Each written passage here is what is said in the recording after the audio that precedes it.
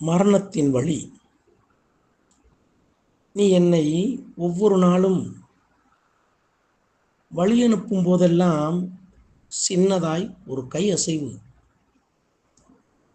சிறிய புன்முறுவல் சிரிப்பு, உன் கண்களில் என் உருவம் மறையும் வரை பார்த்திருப்பாய். இப்போது நான் அழுது கொண்டே திரும்புகிறேன் உன் கடைசி பார்வைக்காக.